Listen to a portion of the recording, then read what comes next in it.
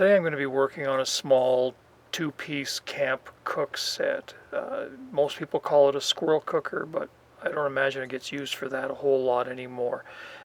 It's a two-piece unit. There's a stand and a fork that fits through the stand and cantilevers in place. So it's adjustable. You can slide it back and forth or turn it around. At the other end of the fork there's a hook, so you can use that to hang a small cooking pot. I've never seen a historical example of this, but everyone claims that it's been around since about the early 1800s, and it's certainly been adopted by reenactors or anyone doing campfire cooking.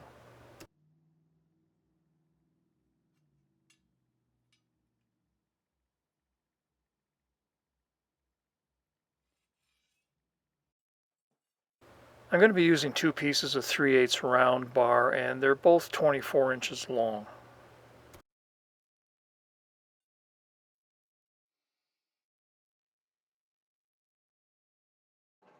The first thing I'm going to do is start making the bracket that's going to hold the fork in place.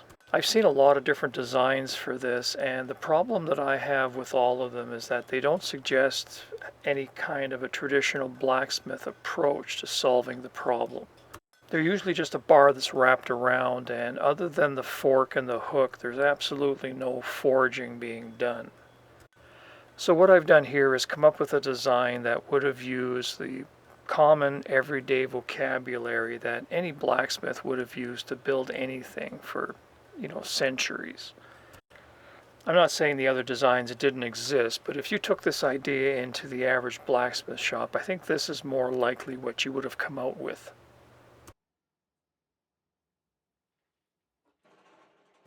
So what I've done so far is I've created a scarf at the very end of the bar, and now I'm thinning out the actual bracket that's going to be holding the fork.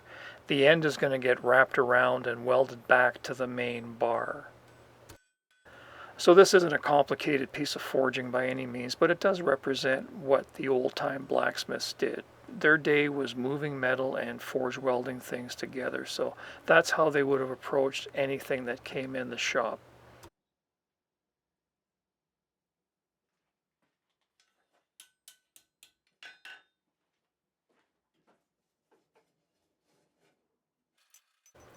I've estimated that I need at least 6 inches of strapping there to create the bracket, so you see me checking the ruler every once in a while to make sure that I'm on track. It can be a little longer, but I didn't want it to be any shorter than that.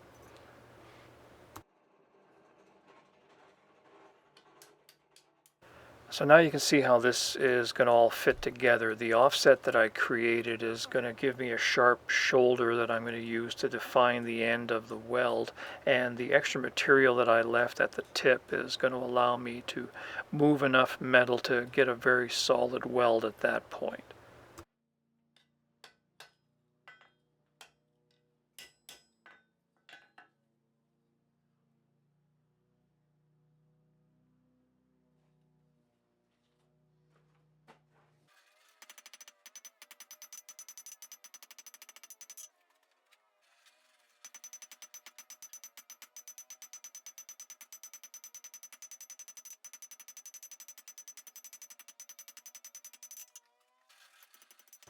Here I'm just closing the strap up a little bit so I can make the bends a little bit easier.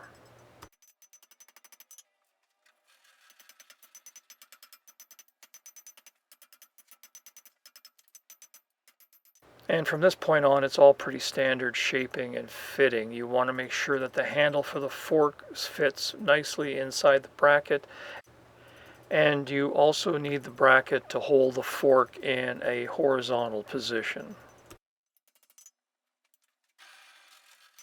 And the final thing I need to do to the stand is to forge a point so it can be shoved into the ground. Now that the stand is done, I'm going to start shaping the fork, and it's about as simple as it gets. I'm just flattening an area here so that I can chisel the slot that I need for the fork. Here I'm just using the last bit of the heat to set up the chisel line that I'm going to be using.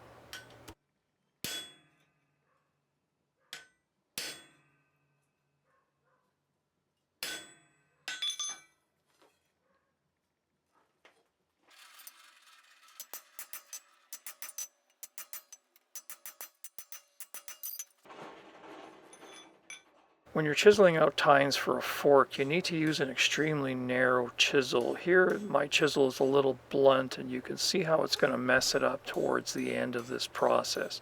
It's carving a line in just fine at this point, but when I flip it over, there isn't enough mass in the fork to support the wider chisel. So basically what happens is when I get to the end of the fork, it just starts twisting everything out of shape, and it doesn't shear out that slug.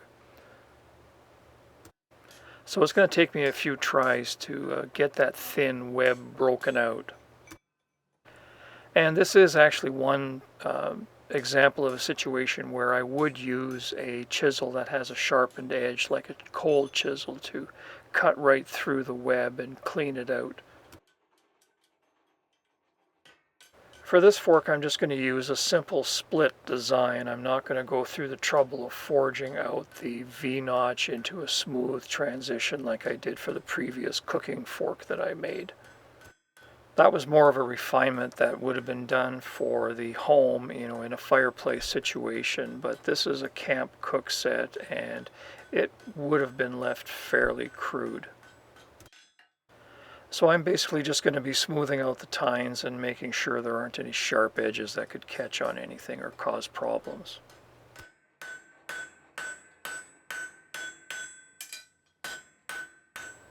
Once I get the fork to this point, I'm going to take it over to the vise and I'm going to hot rasp any sharp edges or rough edges that might cause a problem, and then it's back into the fire for the final finishing.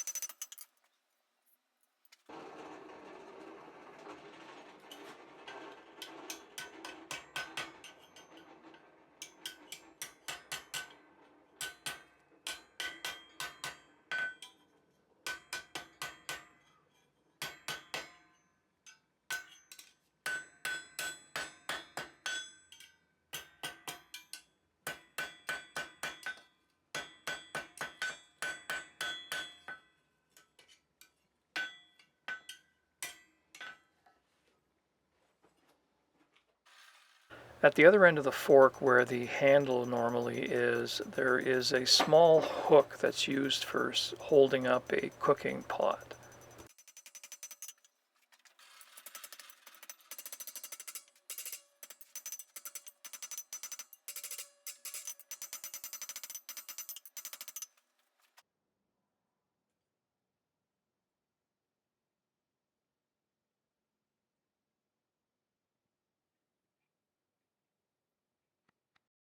Hi, I'm Dennis, and thanks for watching. If you're interested in supporting this channel, the simplest way, of course, is to like, comment, and subscribe. If you have questions and you want to contact me directly, you can do so by emailing me at either one of the addresses that I have listed here. It may take me a couple of days, but I will get back to you. Of course, financial support is always welcome. The only product that I produce is the information contained in these free videos. So if you like the work that I'm doing and the videos that I'm putting out, and you can spare a couple of dollars a month, consider becoming a patron by clicking the orange Patreon logo at the bottom of the screen. Thank you, and we'll see you next time.